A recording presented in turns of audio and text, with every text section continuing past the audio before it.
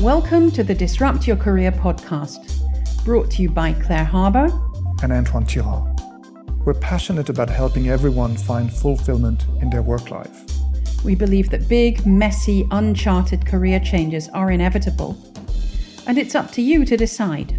Will you take control and disrupt, or allow yourself to be disrupted? We wrote the book about it, and now we share here our conversations with other thinkers in this crucial area. Settle down and get ready to listen to this dose of wisdom. So, in this episode of the Disrupt Your Career podcast, we're welcoming Al D. He is a career and leadership coach. He's an author, a speaker, and a product marketer. He's also the founder of MBA Schooled and Career Schooled, and the author of MBA Insider, How to Make the Most of Your MBA Experience.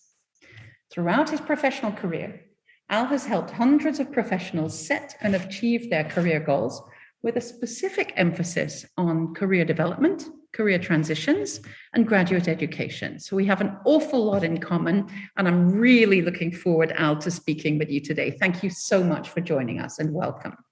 It's great to be here, Claire. Thank you for the opportunity. Good. So let's start, as we always do, with your career journey. You've been through several pivots of your own and challenges in your career, working directly with large corporations such as Deloitte Consulting and Salesforce for a decade or so. You've also taken on all kinds of side projects, from a golf course job as a teenager onwards. And now you're a coach, a podcaster, a speaker, an author, and more, with the aim of helping people and organizations to get the most out of work while producing great work. Can you tell us how this amazing career unfolded? How much design and how much serendipity were involved? And what have been your key moments of pride and achievements? Thank you for the humbling introduction. I would love to say that I had it all planned out and it was one part of one big master plan, but it definitely was not. That said, what I will say, and I think I will give myself a little bit of credit for, two things that I think that I've always done well. The first is that I have always leaned into my curiosity in terms of exploring what that was. And the second thing is that I've found ways to take the curiosity and to move it from curiosity to some sort of action or experiment. And I think what that's allowed me to do is to constantly explore things that have created unseen opportunities that were in the moment that eventually led to something down the road. Now, as you and I both know, with the benefit of hindsight, when we look back at our careers sometimes, we can certainly see some of the connection points in the things that align and relate. And as a really specific example, when I worked at a golf course, one of the things that I eventually had to do was I was a caddy. And once I got pretty good at being a caddy, one of my jobs was to train the new caddies that would come in each year. Later on, when I would be at Deloitte, one of my jobs was to train the incoming consultants and associates on how to skill up and to be an effective consultant. You can start to see how that might come into effect and how that might be impactful as a speaker, as a trainer, and as a leadership coach. And so now I can see how those things align and relate. And certainly I do think that there's something to be said about being able to look at some of the things that you really enjoy doing when you're a child, because you're naive and unencumbered and you don't really think about those things. You just do them because they're interesting. And so I think there is something to say for that. But at the end of the day, I think, as I mentioned, it's a lot easier to connect those dots in hindsight than in the moment. But really being able to explore those curiosities and then to reflect on what they are, and then finally to be able to take actions with them is, I think, something that I did do well.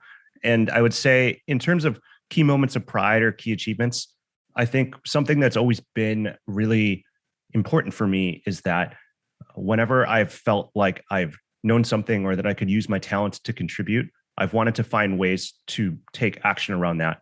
And so when I was in college, I was very involved in student government, as well as in different leadership roles and opportunities. I was actually to my knowledge, the very first Asian American student body president at Boston College of the student government. So that was definitely something that really sticks with me. And then I also think that, and we can certainly talk about it now, but just even some of the ways in which something I am proud of is that, in my third career at this point, a little bit less than 15 years into the totality of my working experience. And I think something I am proud of is that along the way, I've just always found ways to not only find work that is enjoyable and that allows me to contribute, but that has allowed me to really meet and work with great people who have helped me learn and grow, which has ultimately led to more opportunities down the road. Excellent. That is quite something to be on your third career within 15 years of starting. Well done. That fits everything that we preach and think about and love in our work. So it's great to be talking to somebody who's so convinced of the notion. So one of the things I'm wondering, Al, is, you say that with hindsight, then you can see all kinds of links and connections. You cite curiosity and exploration as being key. If you were to take everything that you've done at this point and think about the lessons that you've learned beyond what we've already said, what would you want to highlight? I think that one of the things that has really helped me over time is that I'm naturally, just part of my personality, someone who is constantly reflecting. It's just part of my disposition and my DNA. And I think that has served me well.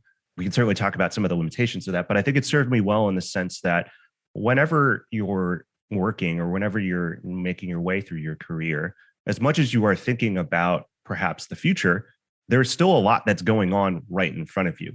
And we talk so much, or for anyone who's ever been through a job search lately or a career search lately, you will often hear about the importance of being able to know your stories, know the impact you made, know the skills that you have. And I think intuitively, all of those things make sense. But if you haven't had the time to think about those before, some of those kinds of commands can feel a little amorphous. But when you are naturally someone like myself who just constantly is thinking and self-reflecting, I've just been able to have a good sense of self, a good sense of my abilities, my talents, my skills. And I think just knowing that and knowing how those translate has allowed me to take the idea of exploration and experimentation and to bring it to life. For example, I did realize early on that I was good at this training thing, and I was good at getting them up in front of audiences and communicating them in ways that they understood. And as a result of knowing that, that was something where I went to my manager at Deloitte and said, hey, this is something I'm really good at. Are there more opportunities that I might be able to do this? And so one of the things that she recommended to me at the time was we had an internal learning and development program at Deloitte where you could actually learn to become a leadership facilitator. And so I went through that opportunity, which changed and altered my trajectory for the possibilities of how I could use that skill of being good at training and being good at getting up in front of audiences. I didn't know what leadership facilitation was until she had said that to me. But what I did know in that case was I had a good sense of the things that I was good at. And I think part of that is self-reflection. And I also think part of that is just being able to pay attention and to be mindful of the things that you do every day. As I'm sure you may have heard before, sometimes we can't spot our own genius. And so being able to also listen to others is something that's been really helpful. I think the other thing, which I highlighted a little bit, but I think also something I've learned along the way, we often think a lot of times about career development as something that is on the individual themselves. And it is, and it starts with them. But I think if you and I were to go out and talk to 15 successful people and we were to ask them, how did you become successful in their career? I can assure you that almost 100% of them at some point would say, well, I also got the help from some really great mentors, or I had people who were sponsors who were opening and advocating for me and getting me into rooms and speaking on my behalf that I could not be in. And so as much as career development is an individual activity, it's also a team sport. And there is a blend and a nuance of taking individual ownership with being able to use the team you have to win with them and to win through them, and not just trying to be the rugged individual who succeeds on their own. And I think that is something that has been a theme in my career along the way. I do believe that I have worked hard. I certainly believe that I've probably gotten a little lucky, but I also believe that because of my willingness, and I think the insight I had of knowing that I didn't have to do it alone. If I cultivated the right relationships and worked with others, I could blend my own individual desires with being able to get opportunities that I probably couldn't get on my own. And so I think there's definitely an importance of, yes, owning your career, but making sure that you're acknowledging that you live in a world that is much bigger than yourself, and you will go farther and you will go faster and you will get to where you want when you open yourself up to being helped by others, and also, in that matter, helping others too. Indeed. And I think that final point really underlines something that I've been thinking as you've been talking on that point, is that yes, absolutely, we go faster and further with others. And those of us who are lucky enough to believe that we've had a happy and successful career, for sure, have benefited from the help of others. But of course, we only actually get that help if we generate the right energy and the right goodwill around us. We're unlikely to get random help from nowhere. So I think it's definitely also about being clear that what you're doing is creating goodwill, which opens up the possibility of being helped, rather than swanning around hoping that somebody's going to walk into our lives and help us in a random way. So I love the fact that you have had all that help. It definitely demonstrates to me and to the beliefs that we have as a thinking partnership that you do get what you create. And it's a beautiful way of seeing it. Thank you. Now, let's talk about the transition you made from being a corporate employee to a freelancer and a consultant. I mean, it sounds to me as though you've sort of floated quite naturally between the two ever since you started that job at the golf course. But nevertheless, you'd got well ensconced at Deloitte. You were taking opportunities and enterprise activities of, getting different stuff done. You were valued. You then went on and did some more corporate roles. But how did you finally make the decision, and what did it feel like to leave behind the security of a corporation? For me, something that I've always just had going back to middle school, high school, is I've always had other outlets outside of what I was doing in my core day job. And we'll just use being a student as my core day job at one point. But I've always had an extra outlet to pursue creativity related projects or things of curiosity or interest. And certainly in middle school and high school and college, those might have been extracurricular clubs and activities, being involved in sports teams, volunteering in the community. But as I got into the workplace and workforce, that was something where I definitely struggled with at first, because I wasn't sure how to really recreate that in this new environment. But over time, I did figure it out. And for me, at least, that way of doing that was I started writing and blogging on the side, just about things that I was interested in and, again, curious about. And so for me, at least, my journey with freelancing and being a solopreneur really started as a side hustle. I had been writing on my blog, which is called MBA Schooled, which is a blog that was meant to guide prospective and current students about the value of an MBA degree and how to use your time in business school to grow your career. But I had started a blog and just started writing about those topics. And over time, some people started coming in and saying, hey, this is really good. Would you come do a talk on this? Or, hey, would you maybe consider coaching me on this? And so again, being able to explore, experiment, follow your curiosity, but then also to be able to pay attention to the feedback signals that I was getting. And so when someone comes in and says, hey, you're really good at this, we want you to come to our school and we want to pay you to come speak about this, that's a pretty strong signal that you're doing something okay. And I just kept paying attention to that over time. This was all a nights and weekends, labor of love, side hustle kind of thing. And so I did that for many years, and it eventually kind of went through different milestones, if you will. So there was the first time where someone asked me to come, speak, and they asked to pay me. There was the time when I was able to take that and to get a referral to speak at another school. There were times when I had schools who asked me to do multiple talks throughout the year. And so all of these signals started adding up and adding up and adding up and adding up. And then over time, I published a book, I started a podcast. And after a while, the signals start to get so loud and they start to get so frequent where you start to then, again, because I am self-reflective, you start to wonder, what more could we do with this?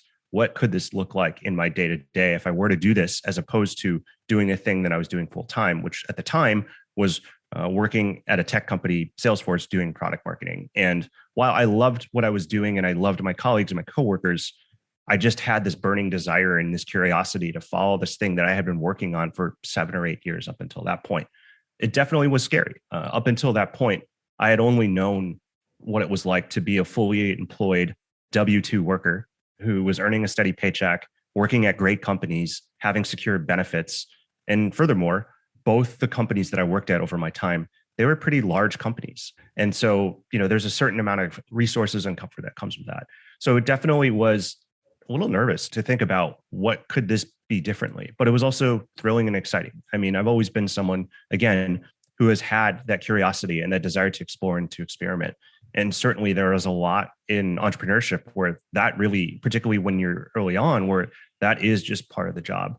And so the last thing that I would say here was that when I decided to make the transition to becoming a full-time solopreneur, entrepreneur, one of the things that I realized working in my career was that while I had, by objective measures, done quote unquote well in the corporate world, as much as I looked out to the future of what my job and what my life could look like, while I saw a lot of benefits, I also saw some challenges and drawbacks just in terms of how that would fit in with the rest of my life. And I was just honestly getting to a point in my life where, because I don't know if you want to call it getting older, getting wiser, I just realized that what I really valued at this point was having the agency and autonomy to control my work and having a little bit more desire to want to decide how I wanted to spend my days. And so I think that was a big piece of this for me, was knowing that, as I thought about my career or for where I was at this moment, that was something that was super important to me. And the nice thing as I looked more and more into entrepreneurship was that that is one way where if you do want some agency or autonomy, you can get it, perhaps maybe more so than working at a large corporation where you really do need to sometimes get in line so the trains can run on time and so that the company can be effective. And so, yes, it definitely was challenging and scary, but I also think it was the acknowledgement that for where I am in my career right now, this is what is going to serve me best. Fantastic. So let's turn our minds to early career professionals. What advice would you give them? Somebody who's starting out, doesn't have much more clue than you or I had when we started. What would you be wanting to tell them? It's a long journey. No, I mean, but yes, I mean, for anyone who's entering the workforce, the reality of it is that your first job and your first career is probably not going to be your last one. That statement is true for almost everyone. So I think that's the first thing. I think the second thing is to also just to take a little bit of solace in knowing that there's a decent likelihood that if you are feeling challenges or if you are feeling frustrations, that what you're feeling is not wrong. And it's definitely not uncommon. Literally, there are millions, if not billions of people who have gone through that. And many of them have found their way. And so will you as well. Know that you're not alone. What I would say from that in terms of trying to be a little bit more practical about it, I do think it comes back to that ability to articulate a curiosity and then to explore it. When you're starting off your career, one of the things that you don't have is just exposure and experience. The way that you get that is through doing things, like, quite frankly. And once you do things, being able to get a feedback loop on it. And so when you are in that first job, being able to go and take that first set of tasks and responsibilities that you get, hopefully to be able to do them well, but then to learn from that in terms of how well did you do that? What could you have done better? What did you like about doing that? What elements of it were most interesting to you? And being able to start cataloging and getting a better understanding of answers to those questions, those are what fuel the next set of opportunities that may come your way. And so I think that in particular, if you are someone in particular who isn't maybe in a job that they see themselves doing forever, I think it's the acknowledgement of, yes, that may be true. And there is something that I can use from this experience that might come in handy down the road. So let's, for now, pay attention to what that is, because those opportunities, I may not be able to see them yet, but if you can be better about understanding what you like about them, what you don't like, how you use your strengths, those can fuel the next set of opportunities. And then the other thing I would just say is that, and it goes back to something I said before, you are not alone in this journey. And no one can tell you what you think you should be doing in your career besides yourself. There are other people out there who can help you along the way. And as we talked about before, it means being able to put yourself out there, to be able to ask for help and to be able to kind of articulate what you're doing and the value that you're adding, and specifically, where you want help or how you want to be mentored and all those types of things. But I think sometimes in particular, if you are in a challenging position, it can be easy to feel like you need to turn inward, right? And to solve this on your own. And so the advice that I would give in that situation is look outward, look to the people who are around you, who can give you ideas, who can give you feedback, who can support you, and who you can do the same for as well. Because sometimes in those moments, you'll actually learn quite a bit too, and open yourself up to opportunities if you didn't take advantage of them. Indeed. Now, let's think about your different media. Despite being a prolific podcaster, YouTuber, article writer, and speaker, you've also chosen to go the traditional route and written a book, which we've already mentioned, the MBA Insider. Can you tell us a little bit about the choices you've made and the competing priorities that you've been managing in doing all of this? What it comes back to for me is just always thinking about what is the outcome or specific priority that I'm trying to achieve? And then what are the means in which I would like to achieve them? And for the question around the means, I think a lot of that is going to come back to what are the things that are either going to advance me towards that outcome, as well as that I'm going to enjoy doing while I go through that. Writing the book and writing MBA Insider for me was that I think I'd always known that I'd be curious in writing a book. And I wanted to also not only do that for the sake of learning how to do it and being able to go from 0 to 1 to bring something to the world.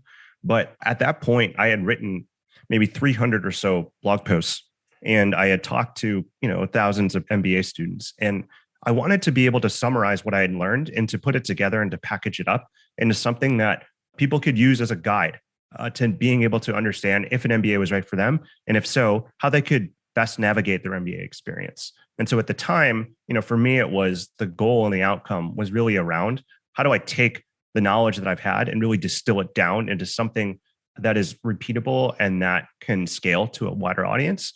And then the means was being able to do it in a media and a book form. And there was certainly a lot of interest in me in terms of wanting to learn how to do that. But I also just knew it would be a much more effective way to reach a wider audience. That's kind of what I think about. I think for some of the other things that I've done, I'm always trying and experimenting with new things because I just think that's where the learning really comes in. But more than that, I think one of the things that I've always been good about is that I've always wanted to have a point of view and I've always wanted to share it with others to learn, but also to refine.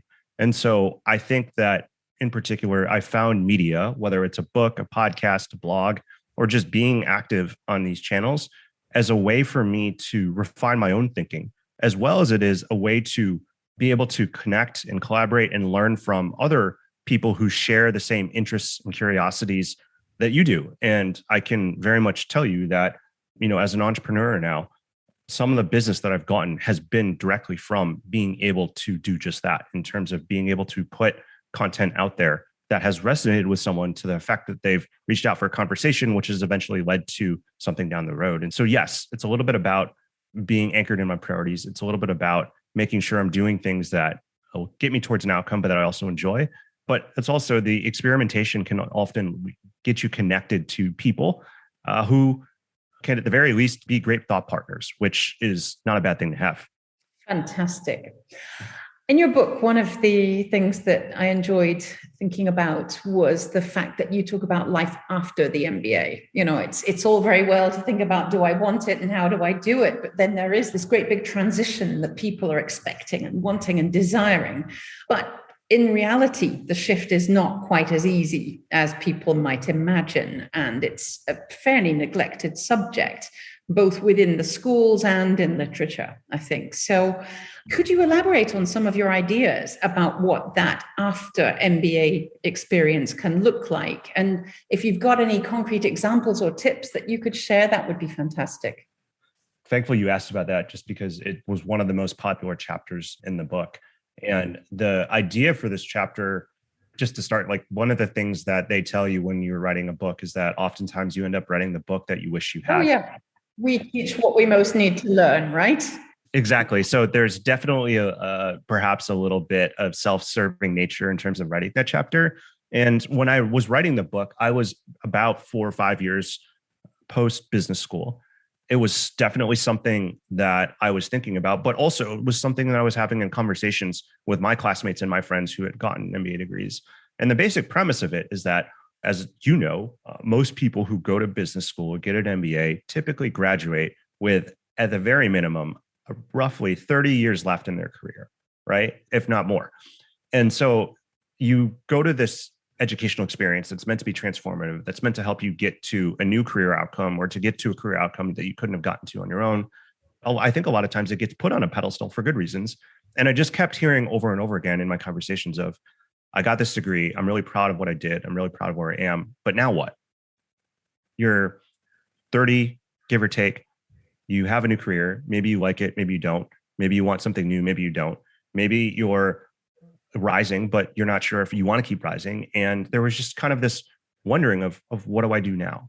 And to your point, so much of what is focused on is really getting to that career outcome after or with the degree, which is really, really important. But there wasn't really nothing that was talking about, well, what happens next? And so that chapter really was meant to acknowledge and see the people who were being challenged by this question, just like myself, but also to provide some insights as to what it could look like and some ideas for how you could think about this and how you can explore it.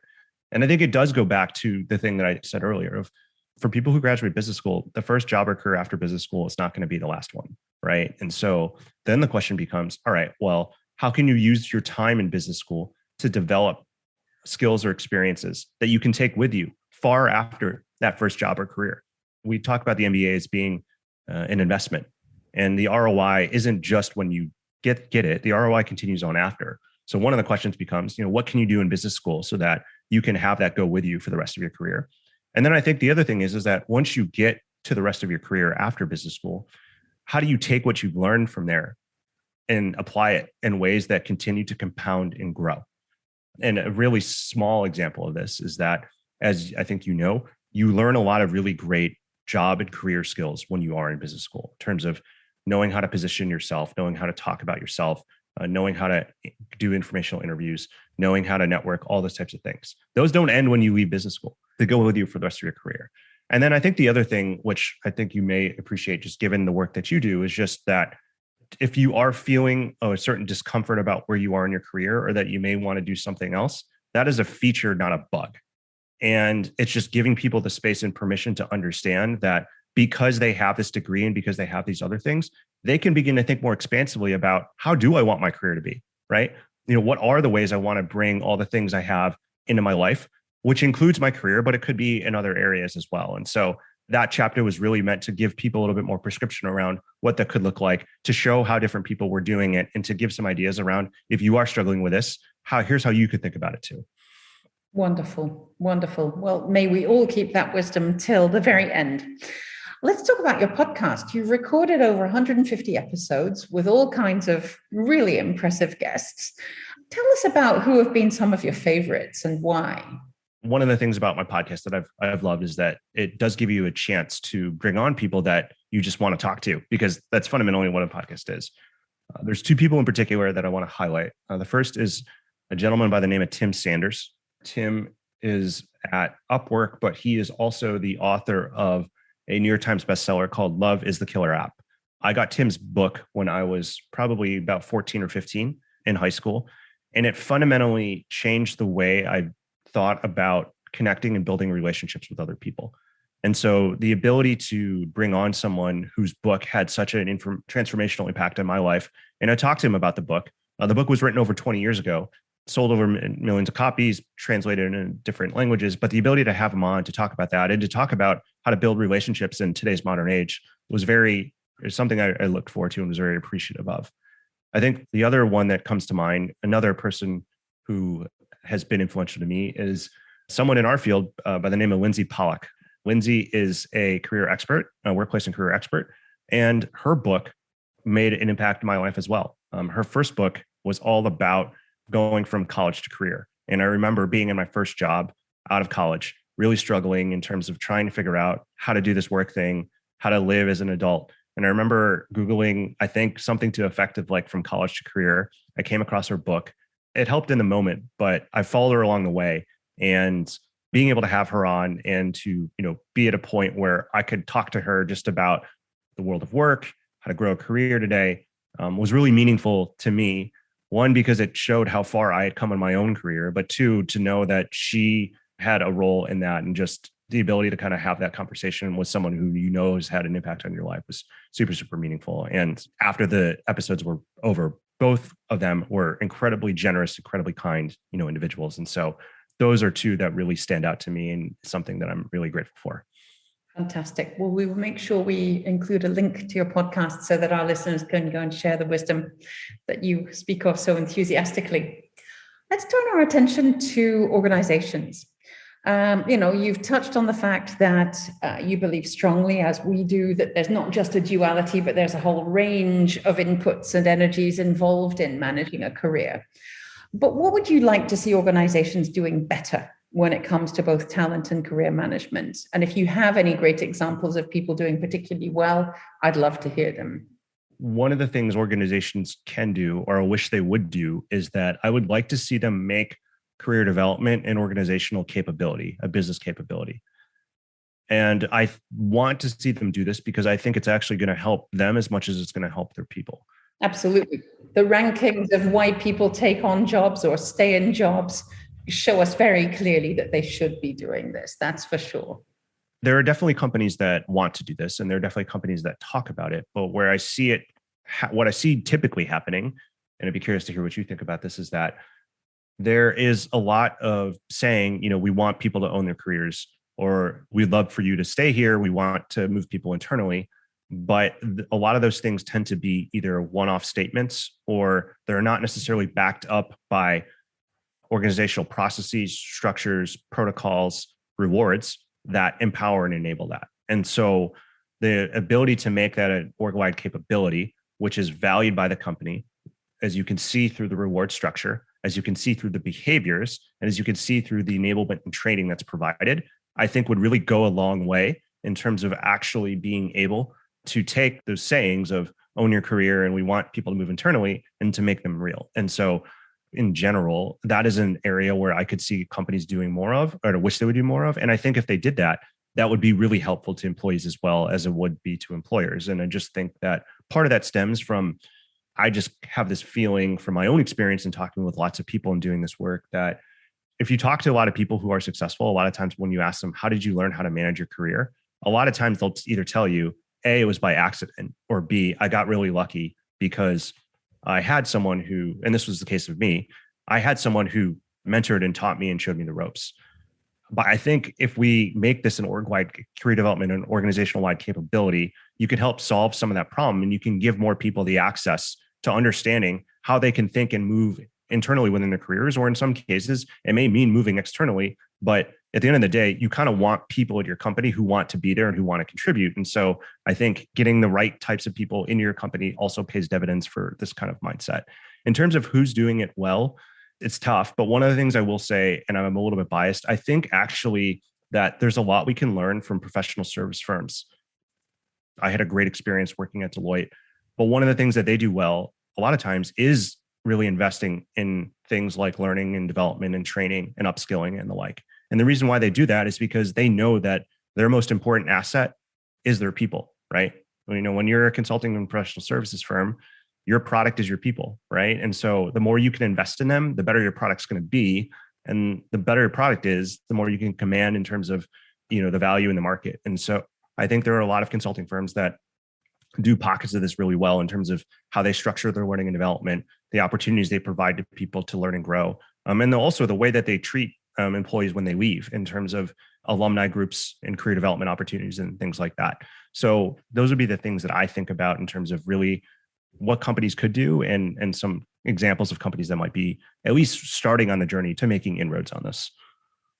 That is fantastic. Now, I guess going a bit deeper into this subject and just getting into that nice fantasy thinking, if you had a magic wand and you could change one thing about the world of work, what would it be? Just one thing? No. Oh, yeah. I think it would be that I would love to see there to be more education and training around how to manage your career and to really make that accessible to as many people as possible. I think the more that we can allow and empower people at younger ages to be career ready and to give them the mindset and practices that they can then use on their own to architect how they want to grow and develop in their careers, I think that's going to create more individual opportunity for each individual. And it's going to lead to better engagement and better productivity because you're going to get the right people in the right seats doing the right work. And so if I could wave a magic wand, I would try to find some compulsory career readiness education or training that everyone would have access to within an organization.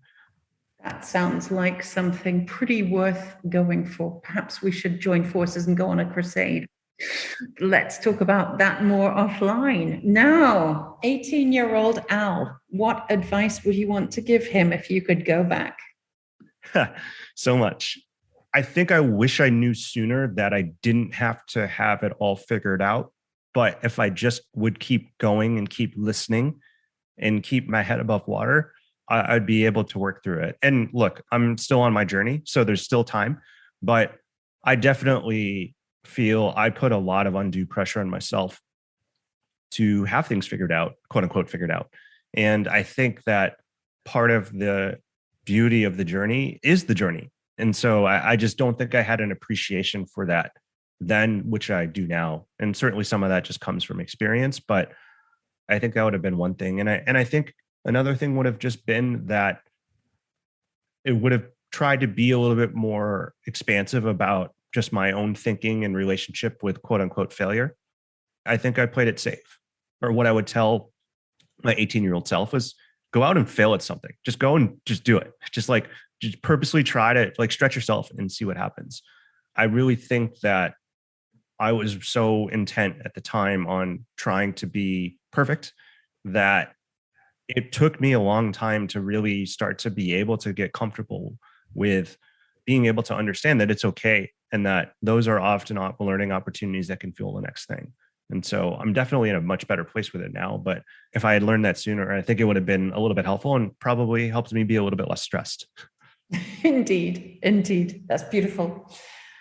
What's the most exciting project on your plate for the rest of the year? I am working a little bit on this idea of career readiness and career education. I've been working on some trainings and workshops that I've been delivering into companies and organizations. And so that has been all around this idea of career development. And so that is definitely something that really excites me and gets me up, in the morning each and every day. And so that's definitely a big thing. The second thing that really excites me is that I'm continuing to really write a lot and to publish a lot. And while I did this before, now that I am an entrepreneur and can, have a little bit more control over my time, there are days now where I just have a couple hours of unencumbered time to really think and write and to produce some things. And so I have a couple things that are hopefully going to be coming out later this year that'll be some of my own original thinking just around careers in the workplace in today's modern age that I'm super excited about. And then I think the last thing I would say is that is just being embedded in the work. And so I do leadership development and facilitation work. And so I'm on the front lines, working with first line managers and early in career employees who are trying to level up. And so learning more just about some of the challenges that they're facing in today's workplace and trying to work with them on how to navigate them. I still love just being in the trenches with them and hearing about that and talking to them about it and trying to do what I can to help them untap their potential. So all three of those things, and that's my job. What a privilege to say that you get to wake up every day to get to do those things. And that means a lot to me to be able to say I can do that. So yeah, there's a lot to be grateful for, a lot to be excited about. That's beautifully put, Al. Thank you very much. It's been an absolute pleasure having you on board today and talking with such intensity about stuff that we're as excited about as you are. So I want to thank you for the great work that you do and for your insights and sharings today. And I know that the audience is going to love this. Thank you so much for being on. It's been a pleasure, Claire. Thank you. We hope you enjoyed hearing from this month's guest as much as we did. Do go and check out our work on disrupt-your-career.com and come back soon. Thank you.